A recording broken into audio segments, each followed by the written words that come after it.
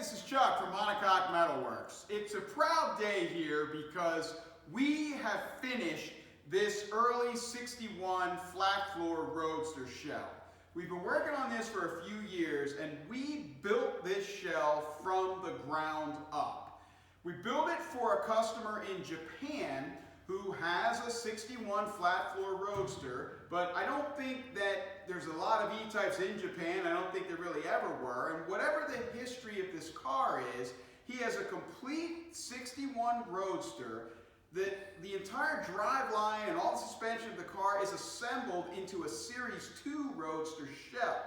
So they contacted us about building them a proper 61 shell, and of course that's a tall order. It needs flat floors, it needs welded louvers, it needs a welded bonnet, and so we have spent the last few years off and on building them this shell.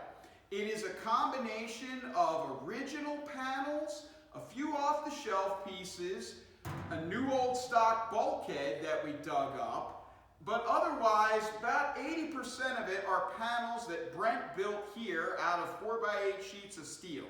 So come on down, I'll walk you through it. We're excited to get this one done and we're very happy with how it turned out. Okay, I'm going to go around and show you as many of the features of this car as I can without turning this into an hour-long video. God knows I'll talk forever.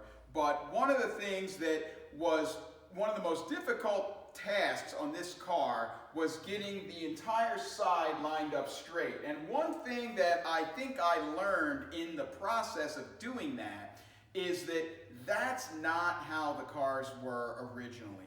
My goal on this was to be able to take a straight edge down the side, stick it on there, and have it be dead straight from the rear wing, door, bulkhead side, and bonnet. To me, that's how they should be. But I don't think that's how they were originally because I went through checking a lot of cars in the process of this. But we got it that way. It looks great. That's the level of precision that people are looking for in today's restoration world. So that's what we aim for, and we were able to achieve it. As you can see, we built the bonnet out of original skin pieces.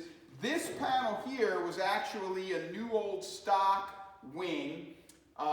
The center section and the other wing and the lower valance were original skin pieces that we restored.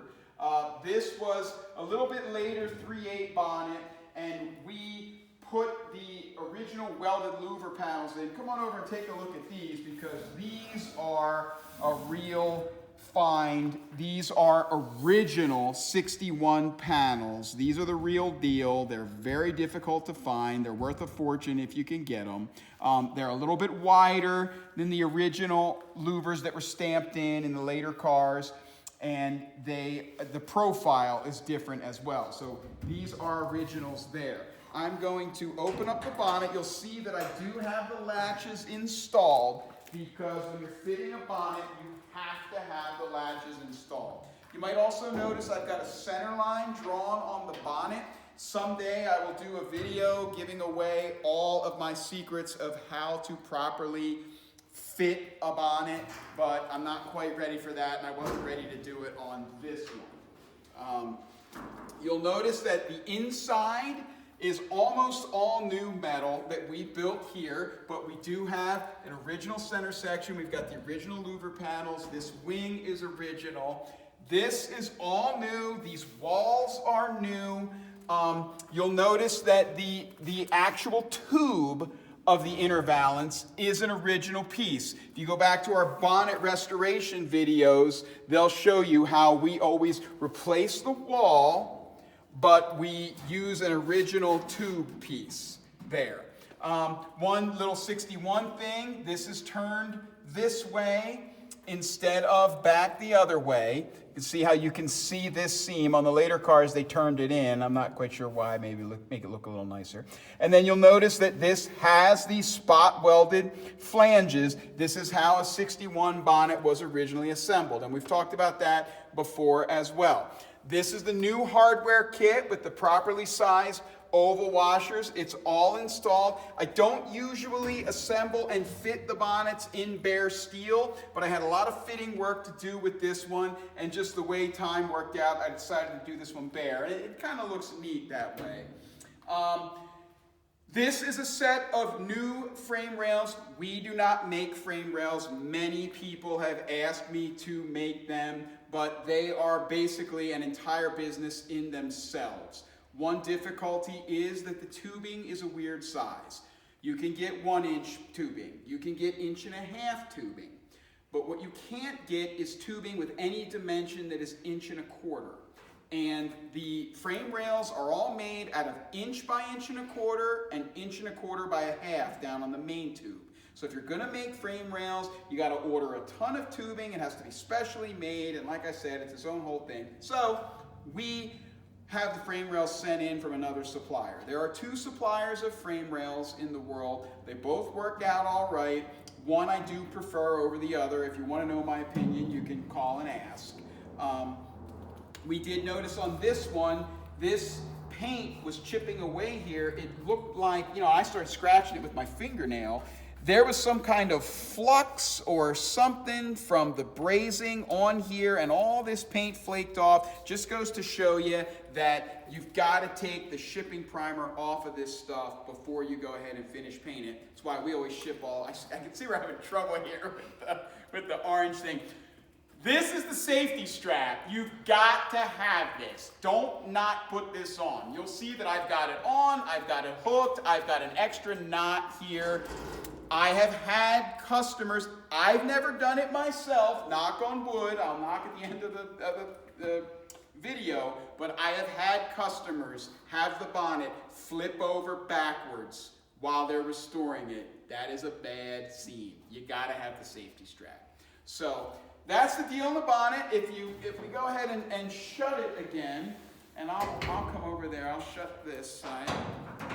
You gotta shut it and latch it. You'll notice I do have the rubber seal in. She's kind of tucked in there. This is the rubber seal for my original 67 at home. None of the reproductions are worth a damn. They're too squishy. You've got to have a nice thick rubber seal there. We have not trimmed the back of the bonnet yet. I've trimmed it down so it will fit in. But until I disassemble it again, prime it, put it all back together, fit it, it's going to get shipped over to Japan. I think I'm going to have them do the final trimming there. The trimming of the bonnet is the absolute last thing you want to do. What we have done is get it all shimmed, get the height set. We've actually had to redo this seam. Like I said, this was an NOS piece. We redid this seam here, and then we've gone ahead and done a little bit of welding on and sculpting here, so that come over here on the side and look straight at it. You'll see that this just flares in there perfectly. You've got to get all that done. Now, as you come back from the bonnet, you start to get into a section that has a lot of our stuff in it.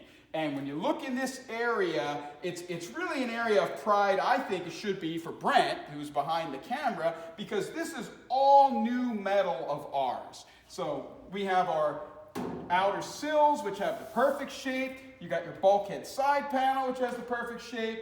This scuttle top panel was made by us. This is the 61 door skin, which is a 2-piece. I talked about this before. Has a separate piece up top, and this swoop is a different shape, and it takes the top chrome piece for a different style. We're going to go ahead and stop here and pick up. Okay, let's pick up where we left off. That was the mail carrier coming in. We're always worried about a phone call or something coming through when we're trying to make a movie. We think we have everything taken care of, and then today is the first day ever that 2 mail people came. Mail's been a little crazy lately. So, this is a 61 door. It's a 2-piece skin. It has the top piece that matches the swoop of the 61 chrome, which is stepped. Now, if you look in here, come around, we'll switch spots. We have used an original door shell to make this door.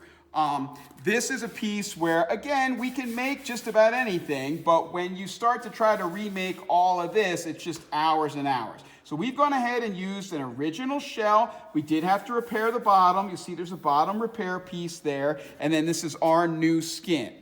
Now, on the inside, you see the whole new tunnel section. These panels here were all made by Brent.